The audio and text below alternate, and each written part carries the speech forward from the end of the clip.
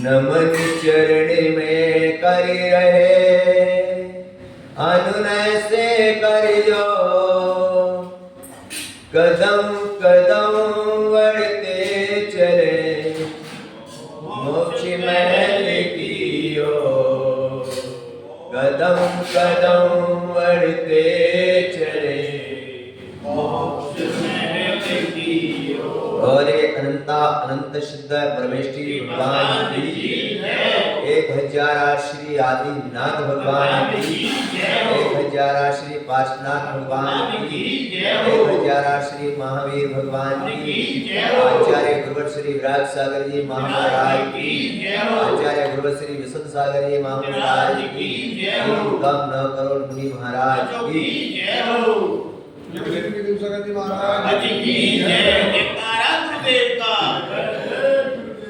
अब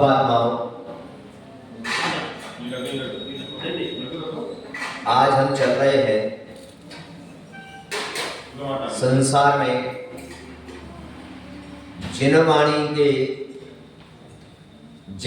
के शब्द कितने महत्वपूर्ण होते हैं। गुरु के मुख से निकले हुए भगवान की ये वाणी एक शब्द जीवन का उद्धार करता है। एक शब्द कितना? एक शब्द। जिनवाणी का गुरु के मुख से एक शब्द भी अगर हमारे हृदय में प्रवेश कर जाए, वो अभी समझ में आए अथवा ना आए, लेकिन कभी ना कभी तुम्हारे काम जरूर आएगा। आज अपन यहाँ पर जिनवाणी सुन रहे हैं, आज भले हमारी समझ में आ रहा है या नहीं आ रहा, लेकिन आपके अंदर ये जिनवाणी रिकॉर्ड हो रही है। और जब तुम्हें कभी आपत्ति काल आएगा, तब ये जिनवाणी तुम्हारे स्मरण में आएगी और तुम्हारी आपत्ति में सार्थक है। इसलिए प्रत्येक व्यक्ति को जिनवाणी सुनना, चाहे वो समझ में आए या, लेकिन सुनना जरूर, क्योंकि आज भले नहीं आ रहा, लेकिन आज ये जिनवाणी सुनने के बाद कभी ना कभी तुम्हारे स्मरण में जरूर आता है। तब तुम कहीं संकट आपत्ति में आ जाते हो तो तुम्हें याद आती है, नहीं आती है। इसी प्रकार ये जिनवाणी का जो महत्व है, जिनवाणी का जो लाभ है, वो यही है। लेकिन हम अपने जीवन में इस संसार की भौतिक सुख सुविधाओं के लिए, संसार की व्यवस्थाओं के लिए हम जिनवाणी को छोड़ देते। किसके लिए छोड़ देते? संसार की इन भौतिक सुविधाओं को, इन संसार की व्यवस्थाओं के लिए हम क्या छोड़ देते? जिनवाणी को छोड़ देते। अब ध्यान करो, विचार करो, क्यों ऐसा? ऐसा इसलिए आज मैं वही और ले चलता हूं तुम्हारे लिए, वही और ले चलता हूं कि जिनवाणी का क्या मूल हुआ। आज वहीं पर लेकर चलते हैं तुमको। लेकिन सत्य बात यह है कि जब तक हमारे जीवन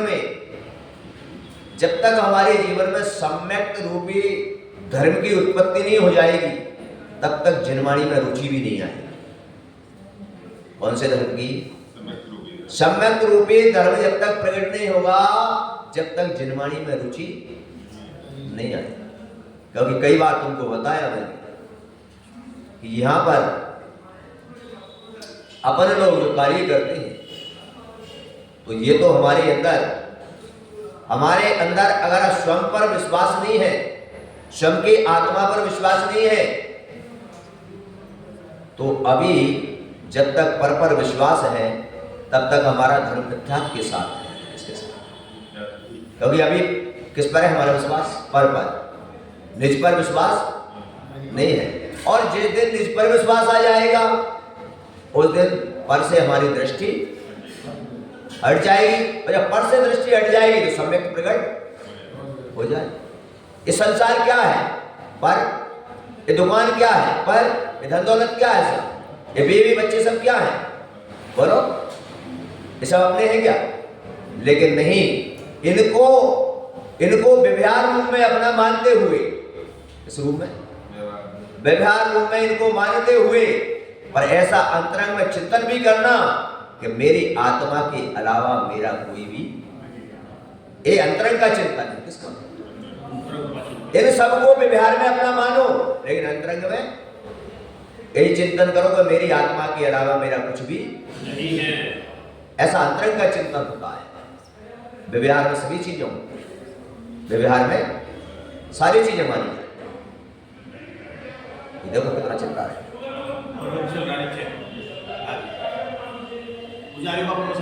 अब वही बोल रहा हूँ, कम से कम जिनवाणी ना सुन पाए तो कम से कम मौन पूर्वक, मतलब कहने का है भगवान के मंदिर में आप आए हो और भगवान के मंदिर में आए, किसी को तो मौन पूर्वक कैसे। एक मुझे बात याद आती है और आपको बताता हूं मैं। एक व्यक्ति मरणासन अवस्था में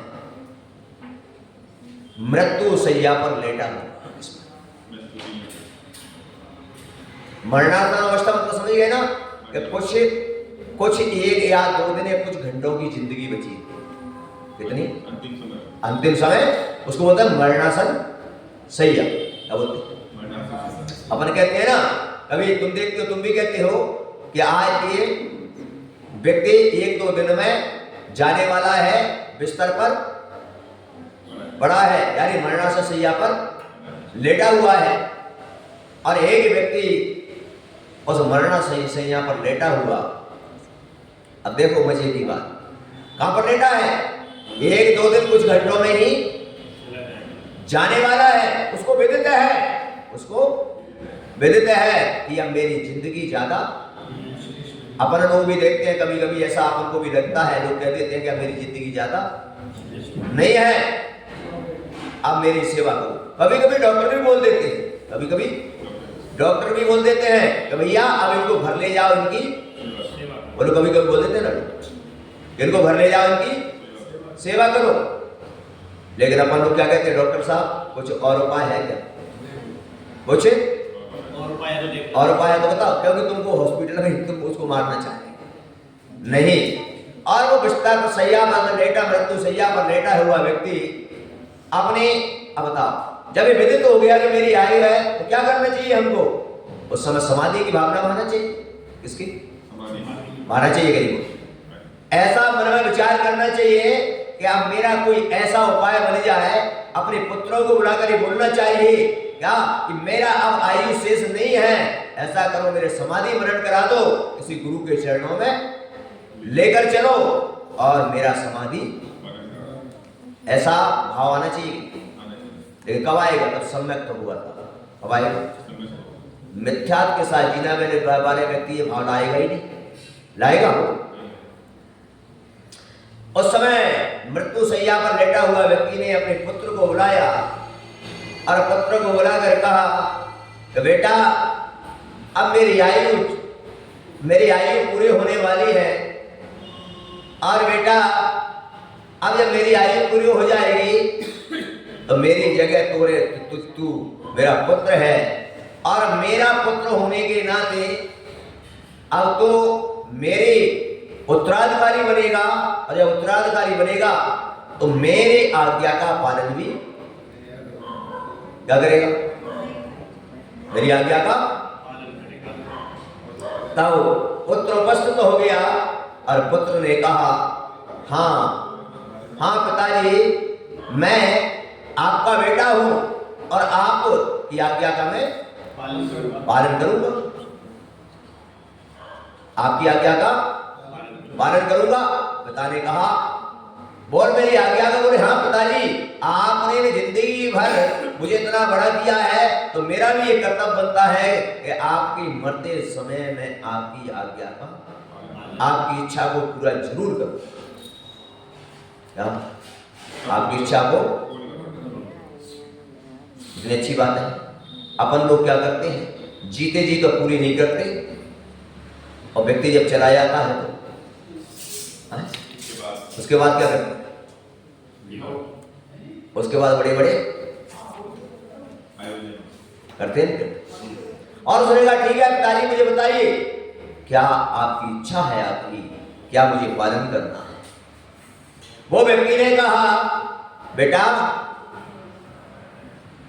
अपन कहते हैं अब उसमें भगवान को नहीं आ रहे, ये नहीं कहा उसने कि मेरे जाने से पहले बेटा मेरी आंखों के सामने कुछ दान कर देना। क्या कहा उस व्यक्ति ने, तुम लोग भी कहते हैं उसने सारा जो रखा जुड़ा हुआ रखा। अरे बेटा एक जगह सोना रखा है, एक जगह क्या रखी चांदी, और क्या सारा बता दिया। बताने के बाद कहा कि मेरी आज्ञा तुझे ये है, मेरे जाने के बाद तू दो काम मत कर। दो काम मत करना।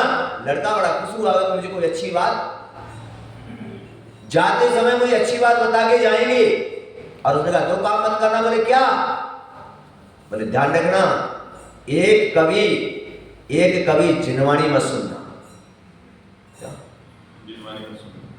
क्या बात बता के जा रहा है? एक कभी जिनवाणी मत सुनना, और एक भगवान के मंदिर के सामने से मत करना। क्या शिक्षा दे रहे? तो मंदिर के दर्शन, मंदिर के सामने निकलोगे तो बोलो, जैसे अपना मंदिर बना हुआ है, भगवान बैठे हैं, अपने दोनों दरवाजे खुले हों, और रोड पर से कोई व्यक्ति जा रहा है तो ऐसा होता है जब अपन निकलते हैं तो हमारी नजर कहीं ना कहीं, और जैसे नजर पड़ेगी तो भगवान के स्वागत हो जाएंगे। नहीं करना चाहोगे तो भी हो जाएंगे। उसको दो बातें कही, क्या? ये कभी गुरु के मुख से क्या बस समझ गए कि नहीं? और मंदिर के आगे से क्योंकि तो भगवान के दर्शन। उस व्यक्ति ने कहा, उस लड़के ने कहा पिताजी तुम क्या क्या दे रहे हो? मैं बताऊं, तूने कहा था कि मैं तुम्हारी आज्ञा। ठीक है, बच्चे ने कहा पिताजी आपकी आज्ञा है, मैं जरूर इसका पालन करूंगा। और इतना बच्चे से बोला, और बोलने के बाद उनकी आयु पूर्ण हो गई। आयु पूर्ण हो गई, और आयु जब पूर्ण हो गई तो वो दुनिया से चला गया। और बेटे ने कहा कि मरते समय पिताजी की इच्छा थी, उनका आदेश था, कुछ भी हो मैं उसका पालन करूंगा। ध्यान रखें अपन अपने जीवन में। कभी कभी मैं देखता हूं अपन लोग भी कभी कभी ऐसी गलतियां करते। कई बार देखा मैंने, बेटा सुबह उठा, कई बच्चों को देखता हूं, सुबह उठा मम्मी मुझे मंदिर दर्शन करा रहा हूं। कई बच्चे बोलते हैं मुझे मंदिर के बेटा स्कूल का टाइम हो गया, चल तैयार हो। पहले कहां जाना है बोलो? बेचारा बेटा तो कह रहा है क्या, और माँ कह रही है क्यों स्कूल का? उस बच्चे के लिए स्कूल जाने के लिए वहां पर फटाफट उसका नाश्ता बनाएगी, टिफिन लगाएगी, उसको ड्रेस पहनाएगी, तैयार करेगी, और पकड़ के रोड पर 2 मिनट 5 मिनट खड़ी रहेगी कि बेटा बस बेचारा। और 20 रुपए भी दे देगी, बेटा स्कूल में कुछ नाश्ता बोला होता है। पहले ऐसा नहीं था, पहले हम लोग थे ना तो हमको एक चवन्नी मिलती थी, अब 25 से पहले देकर कहते थे बेटा मंदिर जा, वहां पर जा, और जैसे ही हम मंदिर जाते थे और जैसे ही चवन्नी हम गोलक में डालते थे और डालने के बाद खूब नाचते थे। क्या करते थे? आनंद आ गया। क्या आ गया? कि मैंने भगवान के आज चरणों में कुछ दान किया है। नाचते थे वहां। तुमने नाचा कि? ध्यान रखना, अगर जिस दिन भगवान के मंदिर में आओ और भगवान के मंदिर में जब दान देते हो उस समय खूब नाच। क्या करना? समय लेना। जिस दिन तुम नाचने लगोगे भगवान के प्रति समर्पित होकर भक्ति करके, समझ लेना तुम्हारे घरों के भंडार भर जाएंगे। क्यों? क्योंकि हमको क्या आ गया? उसमें आनंद। नाचना चाहिए। क्या करना चाहिए? भगवान के मंदिर में आते हो, ओ क्या विचार करो, तुम्हें जितनी खुशी मिलना चाहिए। तुमने देखा हो शास्त्रों में जब कथन आता है क्या कि जब साधु को आहार देते हैं, क्या देते हैं? साधु को जब आहार देते हो और आहार देते समय क्या तुम्हें बड़ा आनंद आता है, और जब आहार देते हो तो कहते महाराज और ले लो, और ले लो। क्या कहते हैं? इतनी खुशी होती है। और जब कभी तुम्हारी कोई वस्तु पूरी ले लेते हैं तो तुम्हें कितना आनंद आता है। क्या है? तो मेरा सौभाग्य जाग गया। क्या है? तो मेरा पूरा द्रव्य ले लिया। बोलो क्या आ गया? उसके बाद नाचते हो कि नहीं? बस समझ लो यही तुम्हारे पुण्य का कारण है। अगर तुम्हें खुशी हो रही है तो तुम्हारे पुण्य का कारण हो गया। क्या हो गया? पुण्य बंद हो गया। क्या हो गया? क्यों? क्योंकि ध्यान रखो, कोई भी क्रिया करने के बाद अगर खुशी हो रही है तो पुण्य का बंध अवश्य होगा। तो ऐसी खुशी हमको होना किसमें होना चाहिए? देव शास्त्र और गुरु के प्रति ऐसी खुशी होना चाहिए। या ऐसा नहीं, ऐसी खुशी से गारंटी है जिनके अंदर ऐसी खुशी भगवान के मंदिर में गुरु को दान देने में वो नाचने लगे, उनके अंदर ऐसी खुशी प्रकट हो जाए, समझ लेना उनके घर के भंडार भर जाए, कभी खाली नहीं रहे। बंधु हो, वो लड़का वो पुत्र अपने पिता की आज्ञा का पालन करने लगा, और पालन करते करते उसका समय व्यतीत होता चला गया। अब विचार करना, एक दिन की घटना आती है कि वो अपना कार्य कर रहा था, और करते करते कार्य करते करते वहां पर कभी कभी होता है संदेह हो जाता है। क्या होता है? उस पर पुलिस को संदेह हो गया। क्या हो गया? ये चोर है। कौन है? क्या हो गया? पुलिस को संदेह, शक हो गया। और शक में, शक का मतलब होता है कि चोर है ये जरूरी नहीं, हो सकता है। संदेह का मतलब हो सकता है, उसको कन्फर्म नहीं बोल सकते। क्या हो गया? संदेह, शक हो गया ये चोर है। और जब संदेह हो गया, शक हो गया, तो पुलिस उसके क्या होगी? जब संदेह शक होगा तो क्या करेगी पीछे लगेगी, नहीं लगेगी? और पुलिस उसके पीछे लग गई। आगे आगे आगे आगे वो चला जा रहा, क्या पीछे पीछे पुलिस चल रही है। और वो जब जा रहा तो उसके मन में भी ये विचार आ गया कि मेरे ऊपर शक हो गया और पुलिस मुझे अब पकड़ेगी। क्या करेगी? क्योंकि शक भी हो जाता है, पुलिस पकड़ लेती है कि नहीं पकड़ती? पकड़ लेती है। और उसने क्या किया? वो चला जा रहा। अब उस समय पुलिस जब पीछे थी, शक हो गया, तो वो उस समय उसको याद नहीं रहा और वो मंदिर की गली से निकल गया। कौन सी गली? कौन सी गली से? मंदिर थी जहाँ भगवान जी थे, लेकिन पता नहीं कहा मंदिर के सामने नहीं जा रहा, और गुरु की वाणी नहीं सुननी। और वो जैसे ही निकला उसको दिखा कि मंदिर है। अब पीछे कौन है?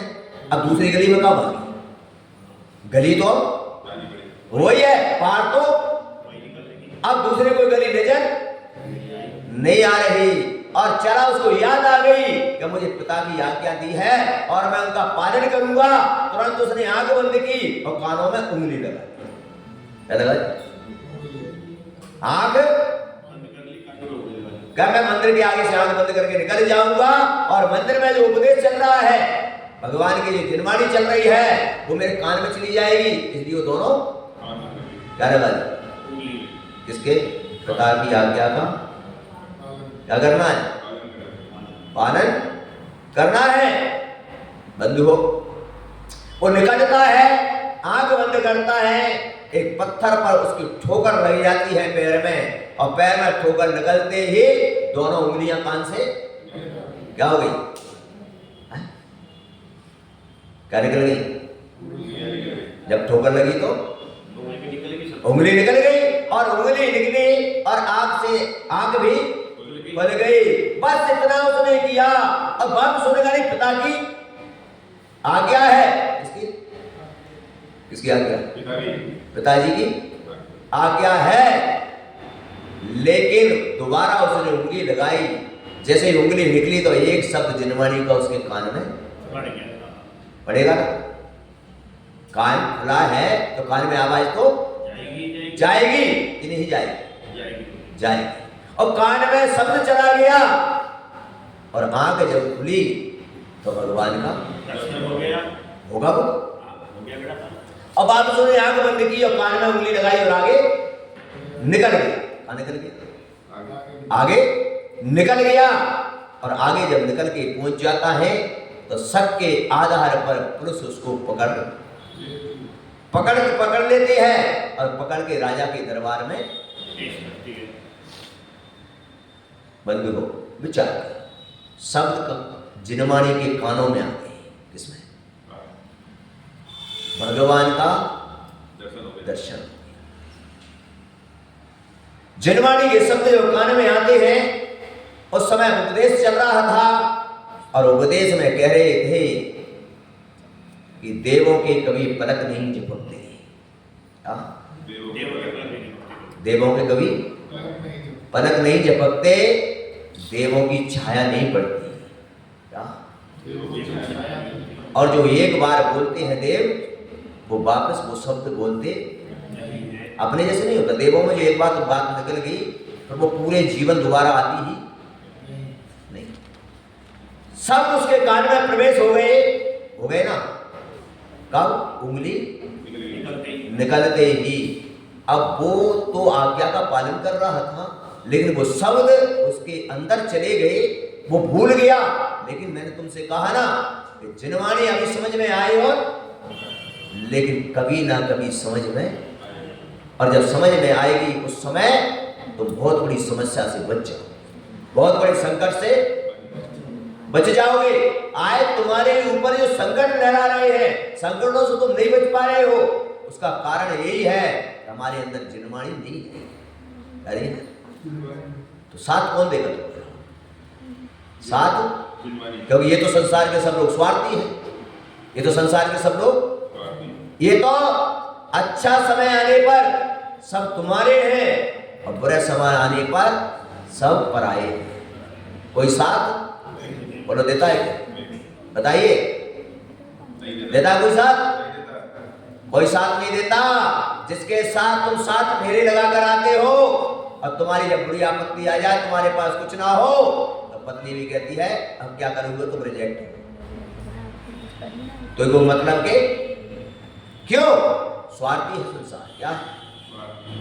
लेकिन जिनवाणी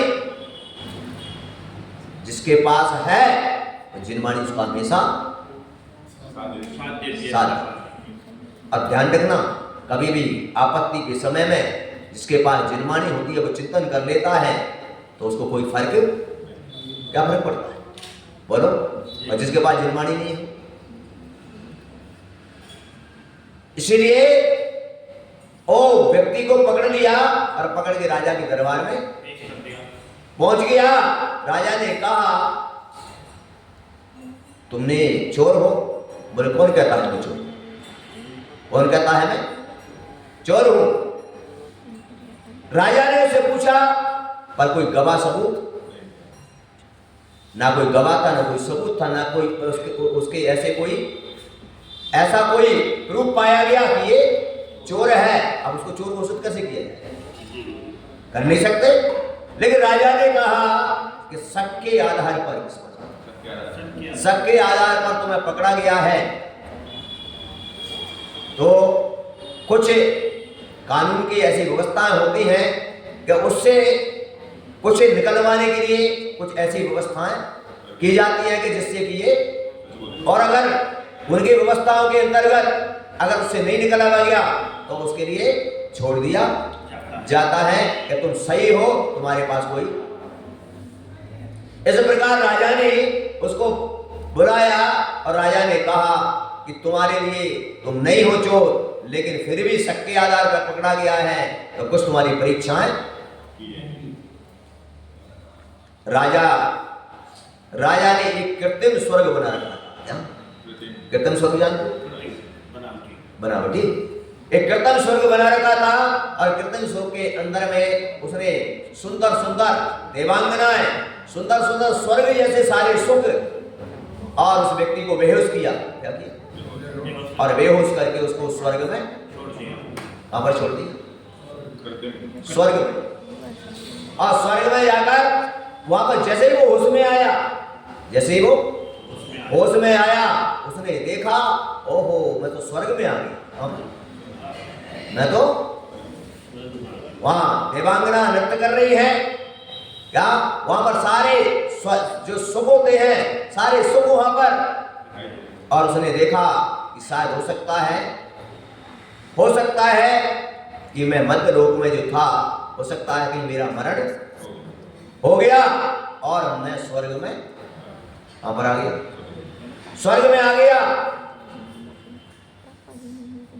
और व्यक्ति वहां पर बैठा हुआ है, और वो देवांगनाएं देव नृत्य गाने चल रहे हैं, और वहां पर उससे पूछा जाता है कि देखो ये स्वर्ग के सुख हैं। क्या है? इतनी देवांगनाएं हैं, ये सारा वैभव तुम्हारा है। इसका है, ये सारा वैभव तुम्हारा है, और सारा वैभव तुम्हारा है, उसको लोभ दिया जा रहा था। क्या?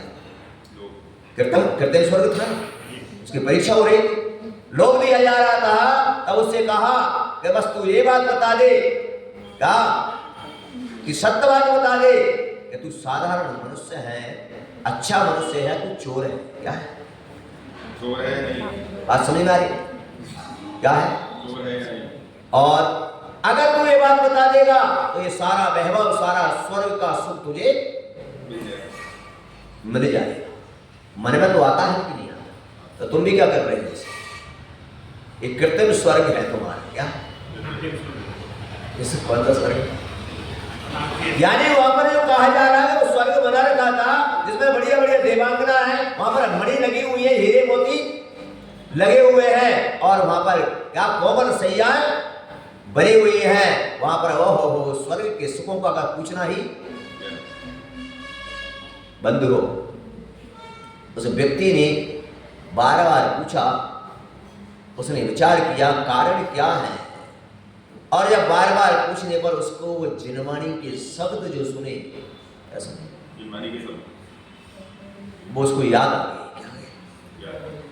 देखो कितना महत्वपूर्ण का कार्य है।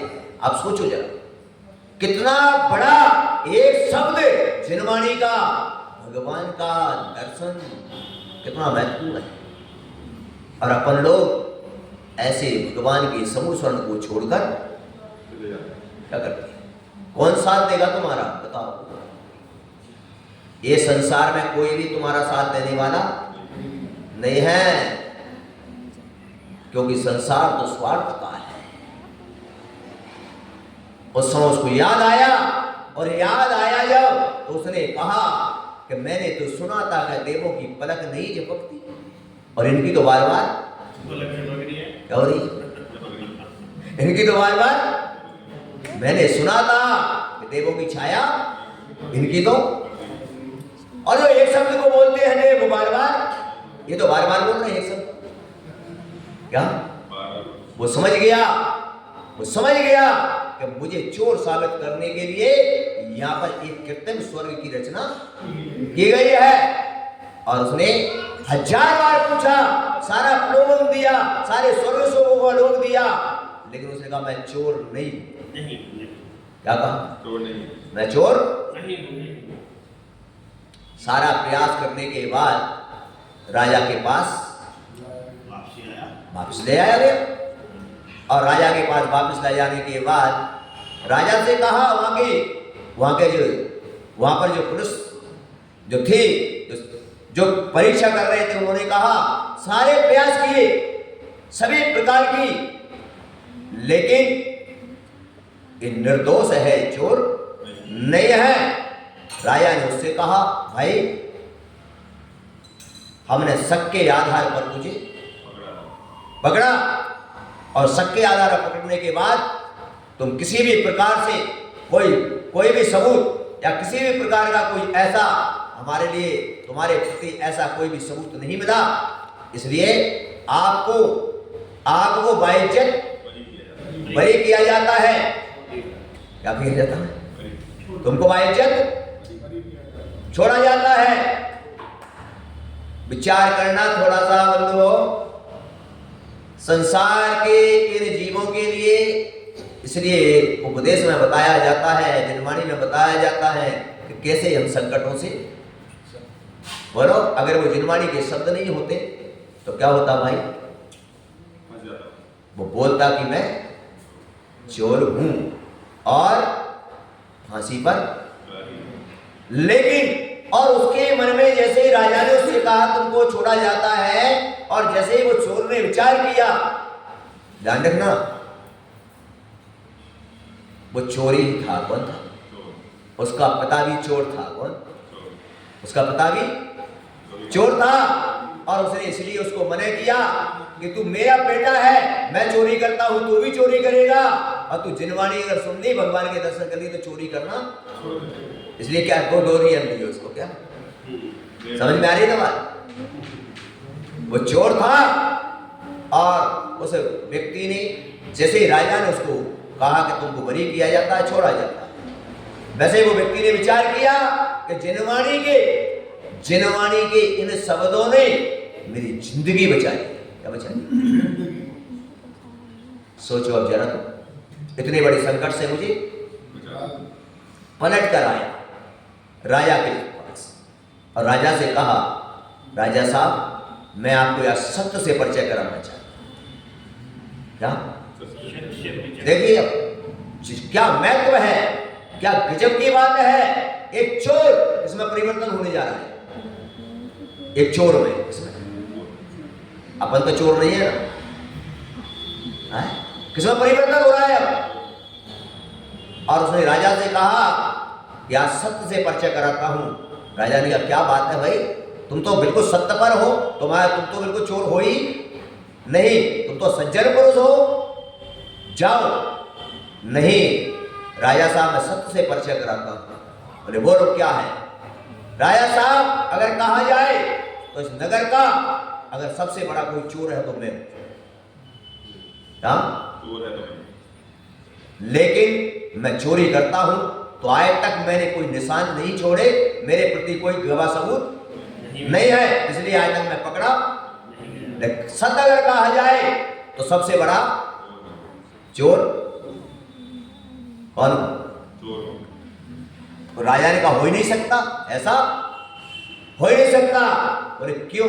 क्योंकि आज तक तुम्हारे खिलाफ न कोई गवाह सबूत या कोई असली चोर जो होता है ना, क्या होता है, वो कभी कोई ऐसे निशान छोड़कर ही नहीं जाता कि वो पकड़ा।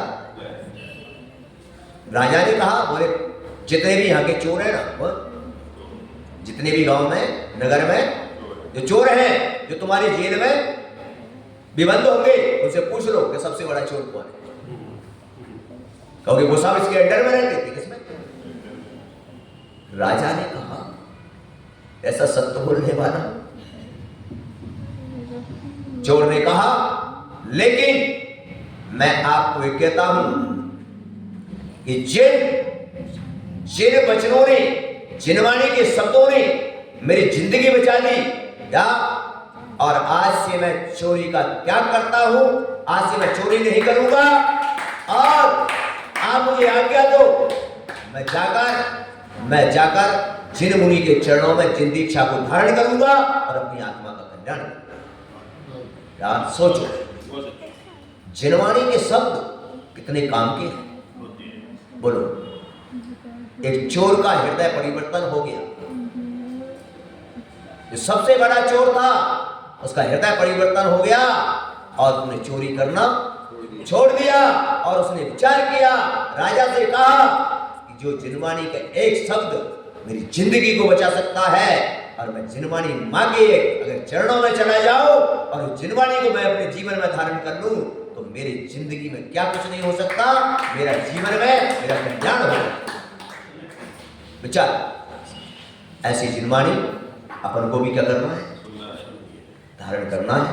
ऐसी जिनवाणी को धारण करोगे तो एक शब्द मैंने बताया ना कि आज नहीं तो कल तुम्हारे काम बोलो आएगा। और ये बात पक्का है, धर्म जब विपत्ति का समय आता है और जिसके पास धर्म है, जिसके पास जिनवाणी है, जिसके पास गुरु का आशीर्वाद है, विपत्ति के समय में वो तुम्हारे सामने खड़ा हो जाएगा और कहेगा चिंता मत कर, मैं खड़ा हूं, तेरा कोई कुछ नहीं बिगाड़ सकता। बोलो, इसलिए मेरा आपसे निवेदन है, और ज्योति नगर वालों का पुण्य अभी चल रहा है। क्या पुण्य अभी चल रहा है? और क्या, कहीं ना कहीं तो किसी ना किसी का पुण्य जोर मार रहा है, तभी तो मैं यहाँ पर बैठा हूँ। तभी तो मैं नहीं तो मैंने तो 4 दिन पहले ही प्रधान जी को कह दिया था दीदी ने कि अब हमारा समय यहाँ का पुण्य हो रहा है, अब आगे की। लेकिन तुम्हारा पुण्य है तो कोई भी कॉलोनी में अभी, हाँ किसी कॉलोनी में अभी किसी ने क्या नहीं की। क्यों नहीं की? क्योंकि तुम्हारा अभी पुण्य चल रहा है, इसलिए उनके भाव बन नहीं रहे हैं। और जिस तुम्हारा पुण्य कमजोर हो जाएगा उनके भाव तुरंत बन जाएंगे, तुम्हारा यहाँ आपको लेने आ रहे। तो पुण्य किसका चल रहा है? तो पुण्य का सदुपयोग भी कर लो। क्या कर लो? सदुपयोग। अगर संभावित अगर कहीं पर अगर किसी के भाव नहीं बने और तुम्हारा ही पुण्य रहा, क्या रहा? तुम्हारा ही पुण्य अगर रहा तो आगे तुम्हारे जीवन के लिए एक मौका और मिलने वाला है। उस मौके को मत छोड़ो। ये छोड़ दिया तो भगवान के कल्याण का जिन्होंने मौका छोड़ दिया, एक मौका और आएगा। क्या आ रहा है? बोलो, क्या आ रहा है ना? तो उस दिन भी अगर तुम्हारा संभावित बोल रहा हूं पुण्य रहा तो क्या पुण्य रहा अगर तुम्हारा, और यहां पर अगर ये नया वर्ष आता है, क्या आता है? ध्यान रखना, इस नए वर्ष की भी अनेक विशेषताएं हैं। क्या है? अनेक विशेषताएं। ध्यान रखना इस बात। और नए वर्ष पर अगर यहां संभावित व्यवस्था बनती है तो यहां पर एक व्यवस्था यहां पर की जाएगी कि भगवान का मस्तक का अभिषेक होगा, इसका, और उसके अंदर में कलशों की व्यवस्था होगी। जो व्यक्ति कलश करेगा वो कलश उसी को, बस समझ लेना कि जिसके घर में वो कलश पहुंच गया, शांति धारा का या भगवान के अभिषेक का, समझ लेना उसके पूरे साल जिसके घर में भगवान के मस्तक का कलश रखा हो जाएगा, समझ लेना उसका एक वर्ष जनवरी से जनवरी तक उसका शुभ मंगल में ही जाएगा, उसके जीवन में कोई आपत्ति नहीं आएगी। अब ये है कि व्यवस्था ये होगी तब तो व्यवस्था की जाएगी, कलश तो व्यवस्था की जाती है ना सारी, और उसके लिए अगर संभावित होता है तो फिर सभी लोग वंचित ना रहे। इसीलिए अभी तो बोला है मैंने, पर अभी संभावित का मतलब अगर कहीं से आजकल में ही कोई अगर भाव बन गए और कोई आ गया तो फिर तुम्हारा ये पुण्य कमजोर बढ़ जाएगा। क्योंकि तुमको पहले ही कह दिया कि साधु संत जो विहार करते हैं, क्या करते हैं? वो श्रावक के पुण्य से करते हैं। किससे करते हैं? हाँ ध्यान रखना, किसके पुण्य से? श्रावक के पुण्य से। भगवान साधुओं का जो प्यार होता है वो अपनी मर्जी से नहीं होता, श्रावक के पुण्य से होता है। जहां जहां श्रावकों का पुण्य जागता है उधर उधर उनके कदम बढ़ते चले जाते हैं। क्या बस इतना ही आपको बताया मैंने। ऐसे जीवन में ऐसी जिनवाणी को धारण करें जिससे हमारे जीवन में आए हुए संकट विपत्तियां इस समय में वो जिनवाणी तुम्हारे काम आएगी और तुम्हारा हृदय परिवर्तन हो जाएगा और तुम्हारे जीवन में सुख की प्राप्ति हो जाएगी। और ये पंच परमेष्ठी